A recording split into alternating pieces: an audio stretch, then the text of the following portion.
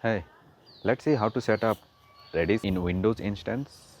Because Redis actually can be set up in Linux only, but there are some plugins through which we can install Redis in Windows machine. So Redis is basically used for caching, for pops up, publish and subscribe, then queuing, and also for storing session variables and many other use cases.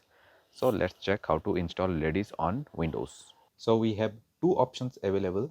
One is RGL Redis download and the other one is Microsoft Archive Redis releases.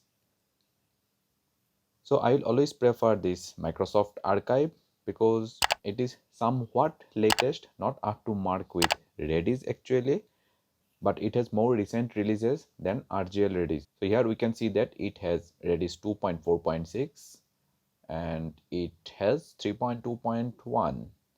So if I need to download it, I just need to click it. So either we can go with .msi or .zip, both are same. So only thing is that it will be added in path file automatically. So once it is downloaded, we can go to download and then install Redis. I accept, next. So this is the only difference, it will add Redis to the path variable. So here we can change the port, I will leave it default. Also we can set the maximum memory limit. I will not set anything. Installation is done. Finish. Now what we can do is like we can use command prompt or git bash.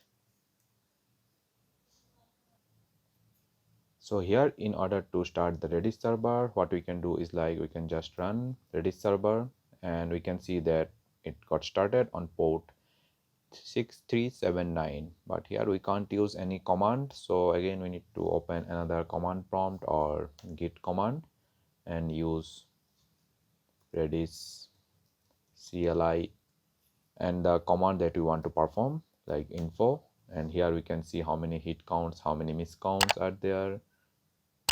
So key space misses, key space hits, and like memory utilization and all other details we can see here. And if I want to use it in the same command prompt, then what we need to do is like I need to write Redis server hyphen service start.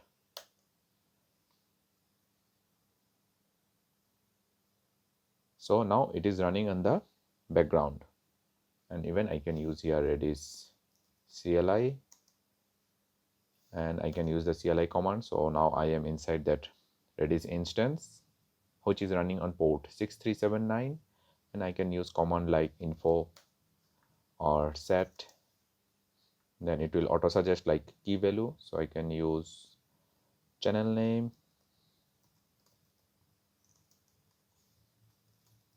code space, and it returned me okay. Now I can use get key name, that is channel. So I can see the value, code space, even we can use JSON string or any other strings. So in order to get out to the main console, you can use Control C. And if I use now Redis CLI get channel name, so you can get the value code space. Even we can use Redis CLI set channel name also from directly here instead of going inside Redis CLI. And now if I want to print Redis info, so here we can see that total number of connection received 3, command processed 7, earlier it was only 1 and 1. So this depends on how many operations you have performed.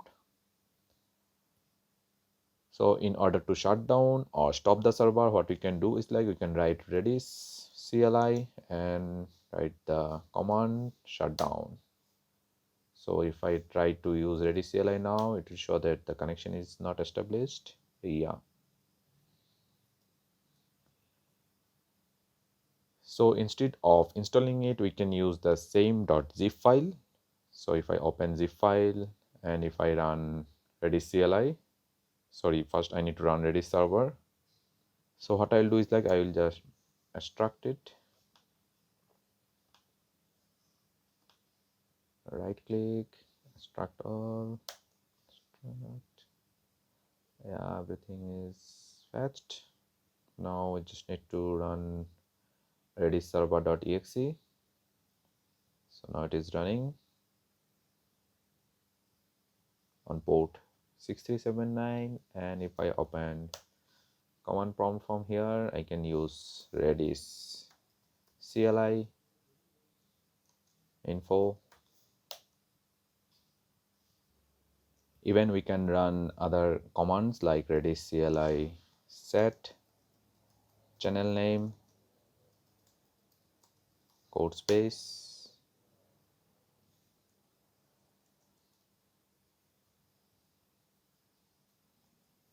and get channel name is code space.